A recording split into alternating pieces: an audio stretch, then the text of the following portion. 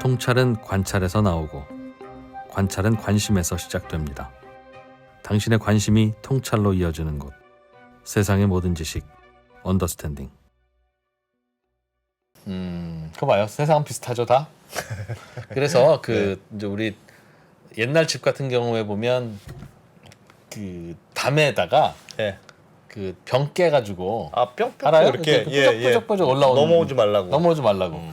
근데 넘어갈 수 없습니까? 넘어갈 수 있습니까? 넘어갈 수 있죠. 넘어갈 수 있죠. 그렇지만 그러나 대단히 효과 있습니다. 그게. 아니 에이. 세 집이 똑같이 있는데 네. 병 안 깼고 이건 병 깼으면 굳이 거길 넘어갈 이유가 없잖아요.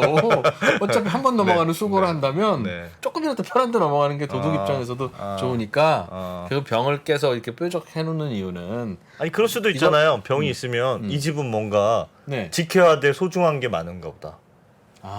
그렇게 생각할 수도 있잖아. 아무것도 없으면 이 집은 뭐 아무것도 없나 보다.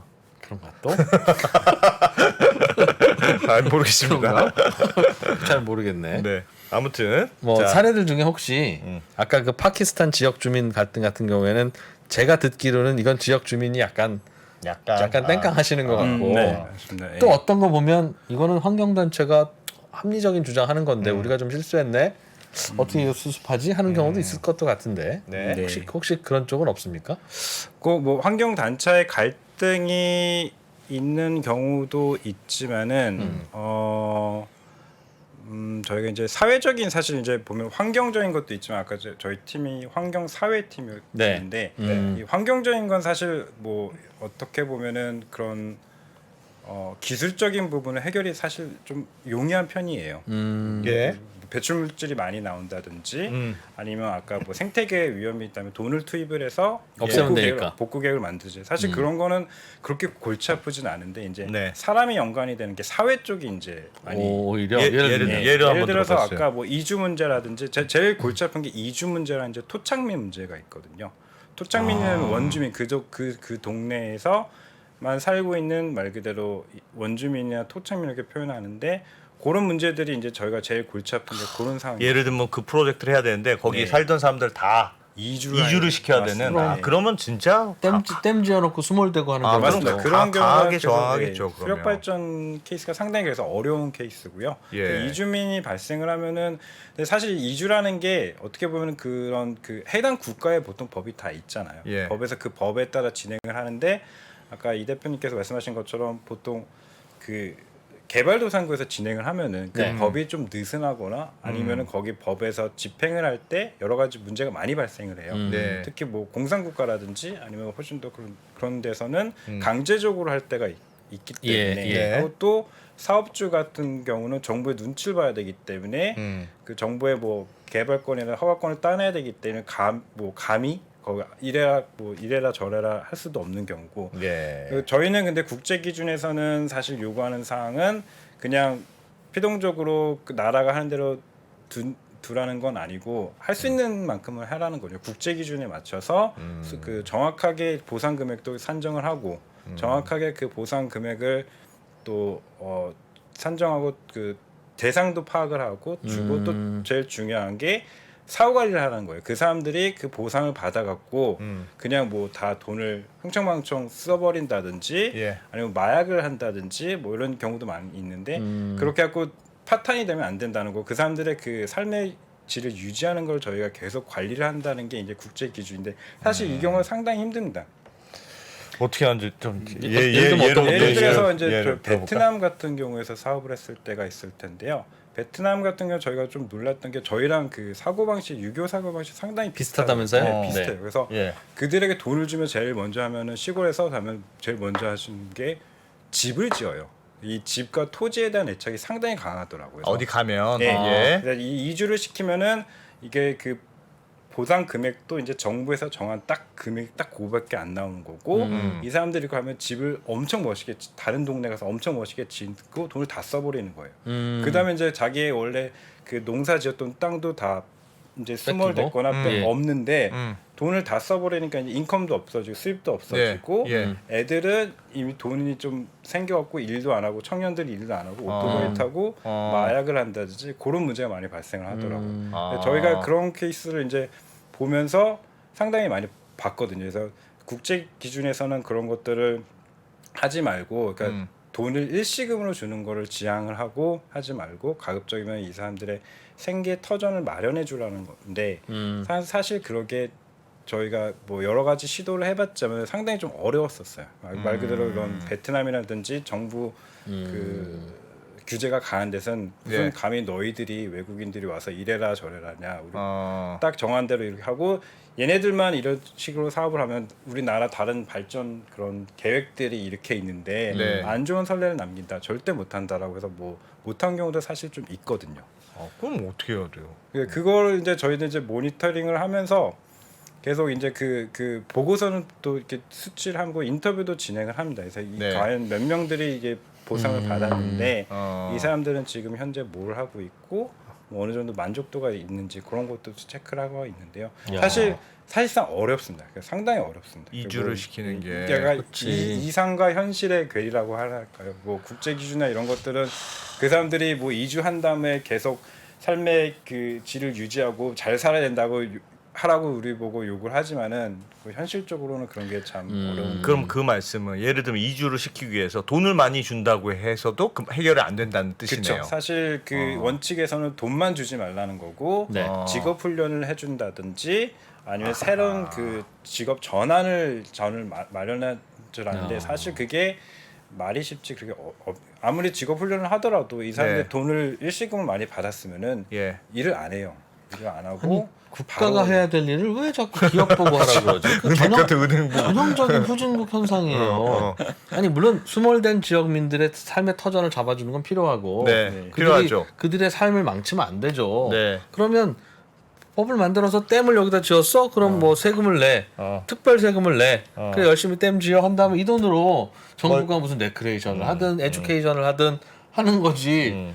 너희들이 직접 이 친구들을 알아서 하고 나한테 민원 안 들어오도록 해라고 하면 어쩌라는 거라는 거죠. 어쩌라는 거. 사실 저희도 여러 가지 그 국제 기준에서 요구하는 원칙들이 계속 있는데 끊임없이 뭐 관찰하고 오딧 그 감사를 해서 그 추적을 하라는 건데 추적을 하더라도 저희가 할 수 있는데 한계가 있는 경우도 분명히 있고요. 예를 들어 중동 국가나 이런 경우는 사실 그 주민들에게 접근 자체가 사실 어려운 경우도 많고요. 뭐 두들겼는데 여자가 나오면은 뭐 대면도 안 되는 경우가 많기 때문에 뭐 호구 조사 자체가 안 되는 경우도 많기 때문에 뭐 한계가 있는 지역들도 확실히 있긴 있습니다.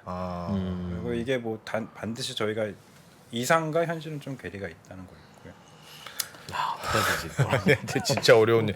그러나 그런데 저런데 나가서 그래도 니켈도 캐고 수력발전도 해야 되는 우리의 운명은 현실이 그러면 가서 또 맞춰 드려야죠. 또 다른 사례도 또 저희가 이제 뭐 이런 또 토착민 문제도 있을 텐데요. 토착민 문제도 상당히 어려운 문제 중에 하나입니다. 이제 토착민 같은 경우들은 대부분 이것도 자료 하나 보실까요? 뭐 이거는 그냥 사진만 보시면 될 것 같은데 이건 네팔에 있는 사업이었었던 것 같은데 이것도 제가 직접 간 건 아니고 저희 직원들이 갔었던 건데 토착민의 사진인데요. 이제 토착민이 어려운 곳들은 자기들이 이제 그 자치 생활을 하기 때문에 좀 정부와의 간섭도 최선으로 하고 자기들이 이제 자치 단체를 만들어서 꾸려가는 경우가 많은데 수력 발전 사업인데 맞습니다. 국제 기준에서는 이 토착민들과의 충분한 동의 절차를 구하라고 요구를 하고 있거든요.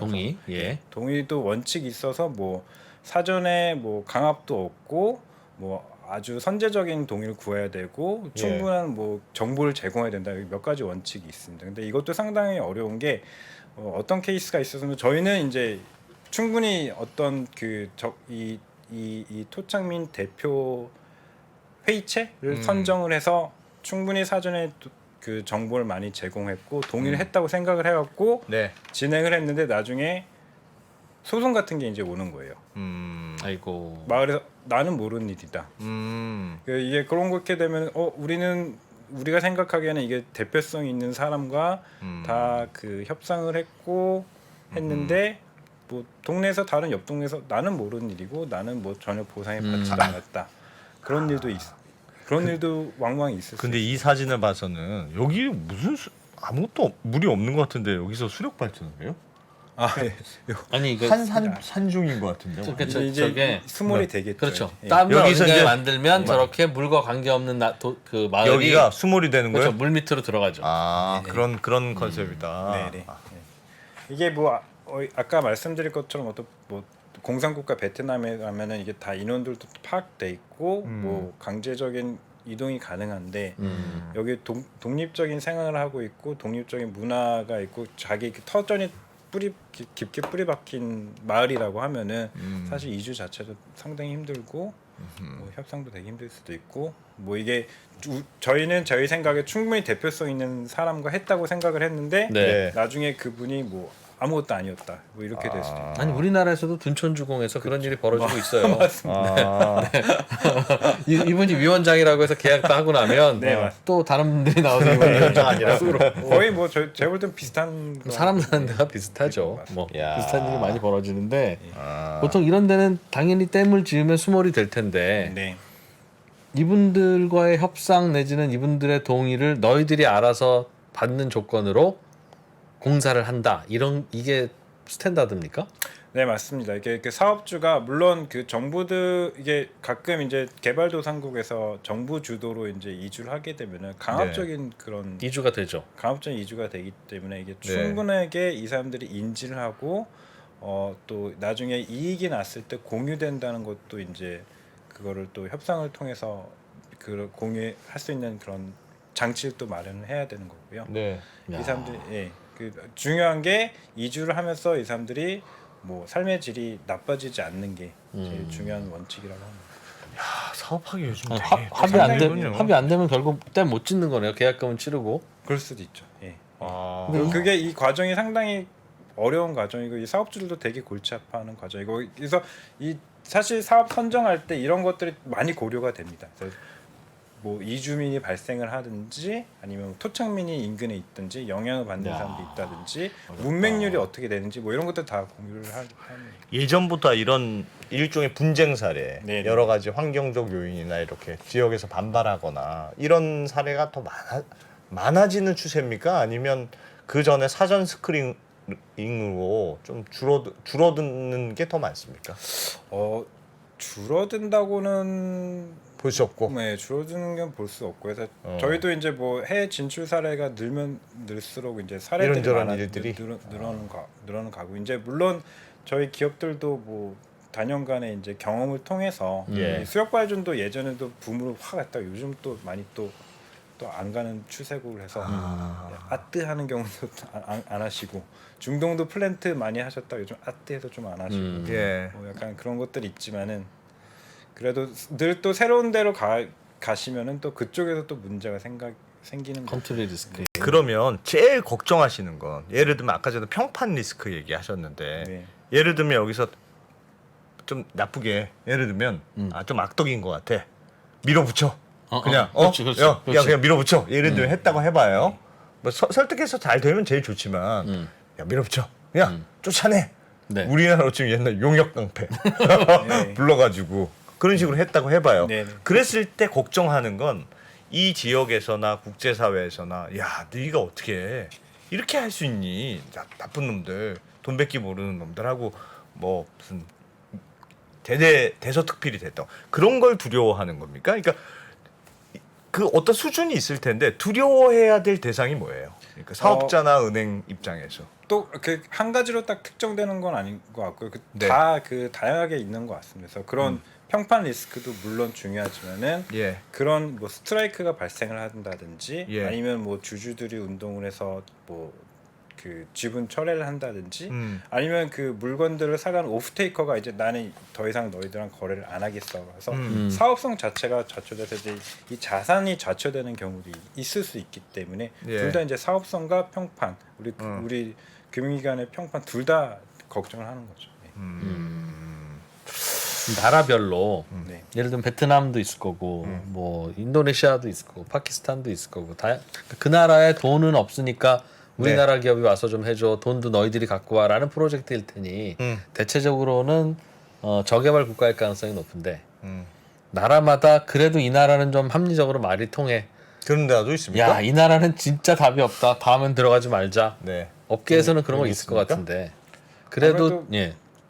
뭐 꼭 저개발 그 개발도상국이나 그런 쪽도 아니고 사실 선진국 사례도 꽤 있습니다. 저희도 저번에 뭐 PPP 같은 사업도 우리 투자를 해서 수주하는 경우는 PPP가 뭐예요? 저기 그 뭐라고 하냐 이제 민자 개발 사업 같은 것들도 저희가 이제 수주를 해서 뭐 고속도로를 딴다든지 그런 거 선진국 사례들도 많이 있거든요. 우리도 호주 가서 도로 지었다고 그랬어요. 호주에서 또 도를 딴 경우도 있지만 그런 경우도 오히려 사실 더 어려운 경우도 많아요. 워낙 그 선진국 법이 촘촘하고 요구하는 환경 기준이 상당히 까다롭기 때문에 저희도 그걸 뭐 이제 사업주들이 알아서 잘 따라 한다고 생각하지만 사업주도 놓치는 경우도 있고 그런 선진국들은 오히려 자국 내 NGO들이 워낙 그 풀이 넓고 활성화가 돼 있기 때문에 저희가 볼 때는 이 정도면 괜찮은 걸 줄 알았는데 상당히 뭐 그런 여론이 안 좋은 경우도 있어요. 세게 나오고.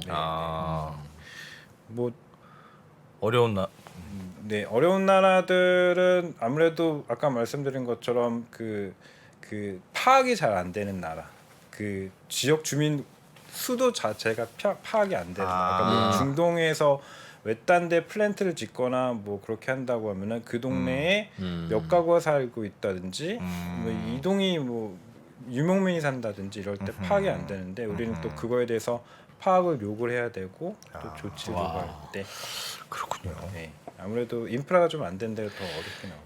요즘은 팀장님 ESG가 좀 약해졌잖아요. 옛날보다 물가도 많이 한 뛰고 2년 전보다 물가도 많이 뛰고 그러면서 야 지금 ESG가 문제냐?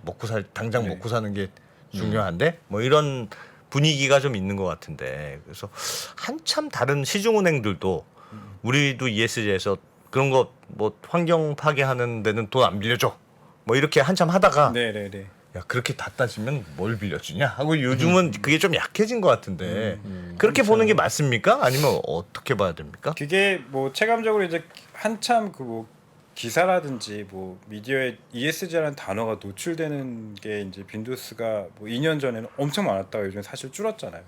그렇게 체감적으로 그렇게 느끼면 그럴 수도 있겠지만은 사실 저희가 이제 이런 환경심사 측면에서 보더라도 이게 2004년부터 했는데 그 사이에 뭐 금융위기도 있었었고 그 코로나도 있었었고 요즘 또 전쟁도 있었고 여러 가지 사실 뭐 여러 가지 그 늘 좋은 환경은 없었던 것 같아요. 경제 그 논리 입장에서는. 근데 항상 이런 환경심사라든지 ESG는 장기적으로 본다고 하면은 강화되는 추세로 갔었지 이렇게 뭐 약화되는 추세로 간 적은 저는 생각지 않아요. 요즘도 사실 저희 그 10월달에 개최되는 환경 전문가 회의 중에서 제일 이슈는 이제 기후 변화거든요. 기후 변화를 개별 사업에 대해서 어떻게 기후 변화 리스크를 어떻게 평가하는지 요것들이 이제 시작이 되는데, 근데 요즘도 뭐 그런 물가라든지 전쟁 때문에 경제 논리가 좀 더 강화됐다고 하지만 반면에는 요즘 세계 각국의 날씨들이 다 이상했었잖아요. 뭐 폭염도 있었고 것처럼 다들 기후 변화가 진짜네라는 것 때문에 오히려 기후 변화에 대한 그 논의 자체는 오히려 좀 더 뜨거워졌다고 저는 생각이 되고요. 장기적으로 볼수록 ESG나 뭐 이런 환경 친환경 같은 것들은 특히 우리나라 국민 소득이라든지 전 세계적으로 사람들의 그 소득 수준이 높아지고 그 의식이 좀 더 이런 쪽에 관심이 간다고 하면은 시민사회에서부터 압력이라든지 관심이 높아질수록 이런 금융기관이라든지 이런 것들이 더 이쪽에 신경 쓸 수밖에 없다고 생각이 듭니다. 어려운 일이군요. 은행 내에서 팀장님 별로 안 좋아하시죠? 대놓고 얘기한 사람 아직 없었는데. 은행 내부에서는 왜냐면 빌려주는 사람 입장에서는 잘만 빌려주는데 와서 야 이거는 이거는 위험해서 안 되고 보고 야 이거는 좀 그렇지. 그렇고 감사팀 싫어하는 여기 거랑 네. 두껍이 나올 수도 있고 그 계속 그런 역할을 하는 거잖아요. 맞습니다. 저희 이제 대출을 해주는 부서에서는 이제 상담을 하고 네, 해주기로 하고 다음 달에 됩니다라고 저희 때 왔는데 이거 다음 달에 안 되죠. 그렇지. 두꺼비 나온지 보러 갔다 와야 됩니다. 네. 아까 뭐 저희 풍력 발전 이런 것들도 네. 이거 친환경 풍력 발전인데 뭐 금방 뭐, 되잖아요. 뭐가 문제야? 오셨던 건데 근데 새가 부딪히냐고. 신재생 에너지니까 친환경이잖아요. 뭐 무슨 환경 심사가 뭐가 이렇게 깊게 필요하겠습니까라고 얘기를 하셨는데 뭐 생각보다 시간이 오래 걸릴 수도 있는 거고요. 아하. 그런 것들은 아무래도 뭐 그 여신 그 뭐지 그 딜 팀에서는 조금 뭐 걸림돌이 있다고도 볼 수도 있습니다. 올해는 안 하고 싶은 팀이에요? 근데 오래 했어요. 팀장님은 근데 이게 여기가 진짜 전문성 필요할 것 같은데요. 전문성 진짜 필요할 것 같아요. 다른 사람은 와서 못할 것 같은데요. 그러니까 하다 보면 시민단체하고도 네 알아야 되고 환경단체하고도 좀 친해지면 야, 난 미스터 임이야. 이건 그냥 넘어가자. 그러니까 그런 것도 좀 되고. 하고. 야, 우리 하루 이틀 본 게 아니잖아. 야, 뭐 이런 지난번에 많이 저쪽 말레이시아에서 챙겨줬잖아. 인도네시아는 그냥 넘어가자. 뭐 그렇게도 하고. 친해지고 싶지는 않아요. 물론 이렇게 그 사실 환경 전문가에서 그 얘기도 있었어요. 우리 NGO들의 사실 저희들끼리 같은 고민하는 담당자이기 때문에 NGO들 얘네들 도대체 어떻게 해결해야 돼서 첫 번째 사례들을 막 발표했어요. 우리 진짜 모든 걸 다 오픈하고 오픈 마인드 대화를 하고 많이 초대하고 했는데 해봤자 소용없더라. 하지 말자. 그렇게 얘기한 주장하는 친구도 있어요. 해봤자 어차피 때리더라. 요거는 계속된다. 어차피 때리더라.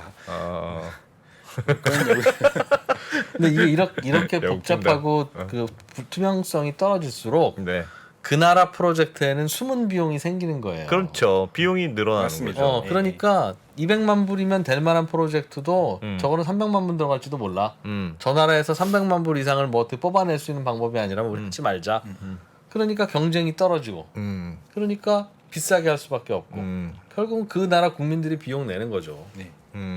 또 정확하게 말씀해 주신 게 환경심사에서 제일 중요한 원칙이 투명성이거든요. 뭐 아까 말한 그런 시민단체들의 요구사항도 있지만은 이게 아까 저희가 뭐 사전에 한다고 해서 다 예방이 되는 건 아니지만은 우리가 이런 것들 다 많이 했고 스터디 많이 했다. 이 자료를 다 공개를 하게 돼 있어요. 공개를 해서 투명하게 한다는 것도 매우 중요한 그런 원칙이기도 합니다. 우리도 뭐라고 할 거 아니에요. 우리나라도 왜요? 외국에서 보면 야 코리아 거기도 가면 되는 거 피곤해. 하나도 없고 뭐 좀 돈 좀 벌어오면 먹튀라고 그러고 너 먹튀가 무슨 말인지 아냐? 아유 말하면서 그러게요. 또 그런 평판인지도 몰라요. 우리나라도. 요즘은 진짜 고려해야 될 게 많아졌군요. 아무튼 고려해야 될 게 예전보다 점점 많아지는 건 맞는 것 같습니다. 사업과 관련해서. 또 이게 저희가 이제 저희 수출입은행에서는 뭐 한 2004년부터 했지만은 이제 아까 말한 적도 원칙이 국내 웬만한 시중은행들이 이제 작년 재작년 그 ESG 열풍에서 또 다들 가입을 많이 하셨거든요. 기업은행이 저번 주인가 또 새로 가입을 해서 우리나라 뭐 7개 기관들이 가입을 한 걸로 돼 있는데 그쪽들도 이제 다들 지금 많이들 고민을 하시고 이 환경 심사들을 어떻게 해야 될지 다 절차를 거의 다 마련하시고 뭐 전담 조직을 갖추려고 하시고 이제 시작을 하시는 단계로 알고 있어요. 그래서 같이 그럼 팀장님 찾아와서 어떻게 해야 되는지 물어보고 그럽니까? 뭐 저희도 한번 이제 같이 미팅을 간단하게 한 적은 있었었고요. 그래서 이제 보니까 많이들 실무적으로 궁금해하시는 게 많으신 것 같아요. 이제 뭐 이런 절차를 마련했고 가입을 했는데 진짜로 어떻게 하는 겁니까? 진짜로 어떤 보고서를 어떻게 하고 내부적으로는 어떻게 뭐 하는 이런 것들이 되게 많이 궁금해하시고 근데 이렇게 되면은 이제 우리나라 기업들도 이제 어딜 가거나 뭐 해외를 가는 게 아니라 이제 국내 사업을 할 때도 이제 이런 것들이 대비가 돼야 된다는 게 또 중요할 수도 있습니다. 이제 이런 프로젝트 파이낸싱을 할 때 국내 시중은행에서도 대출을 받을 때는 이제 환경심사가 필수적인 절차라는 게 이제는 제가 볼 때는 뭐 이제 시작이 됐고요. 다들 거기에 곧 자리가 잡을 것 같습니다. 알겠습니다.